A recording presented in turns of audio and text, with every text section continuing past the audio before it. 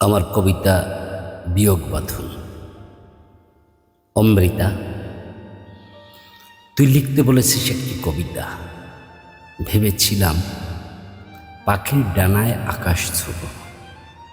আকাশ তো নয়, হতে চেয়েছিলাম মেঘডুবুরি। গভীর তলদেশ থেকে তুলব পূর্বপুরুষের ফসি, শিকড়ের সাথে শিকড় জড়ানো আজন্ম শৈশব। ছাই চুয়ে নিয়েছে সমস্ত জল, তবুও তেষ্টা মেটাতে স্বাদ হয়। পাতার আড়ালে লুকানো পাকা ফল আমার আগে কাক শালিকেই ঠুকরে নিয়েছে মনের মতো করে। অবশিষ্টাংশে ছুরি চালিয়ে ওদের সাথে রফা। এইভাবেই কি রফা করে চলে পৃথিবী? তুই ভেবেছিস খুঁয়েছিস সব, ধুয়েছে বসত ভিটা। আচ্ছা, মেঘও কি কাঁদতে পারে সারাক্ষণ? আকাশও কি ছুটে চলে আনাজ কানাজ? তুই তো জানিস সুইবিহীন সুতা কিংবা সুতাবিহীন সুয়ের কি চলে সংসার।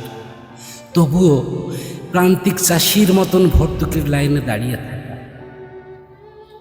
পথের ধারে হামাগুড়ি দিয়ে চলা বৃদ্ধের পাঁজর দেখে জেগে উঠে নাচতে, গোটা পৃথিবীটাকে গুবরে পোকার মতো বুকে ঠেলে চলা, পাঁজরের হাঁ করে থাকা হাড় গুনে গুনে হয়তো কোনো অবুঝ বালকের অঙ্কে হাতে খড়ি 1, 2, 3 সত্যি বুঝিয়া জমালো এক দাস।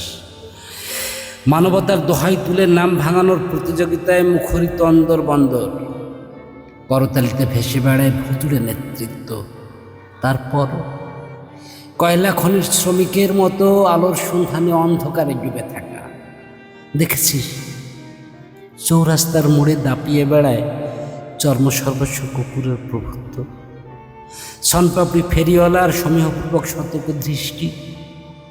আজ কেবল প্রশ্ন জাগে, কে কার প্রভু? হৃদয়ের পরে হৃদয়ে রেখে কান পেতে শুনতে চেয়েছিলাম কালের স্রোতে ভেসে আসা অবিনাশী গান। অথচ তপ্ত বালুর উপর ধান ভুট্টার ক্ষয় হওয়ার শব্দের মতন হয়ে যায় জীবনের অবসান। এই কাব্যের আজ কি নাম দেব বল?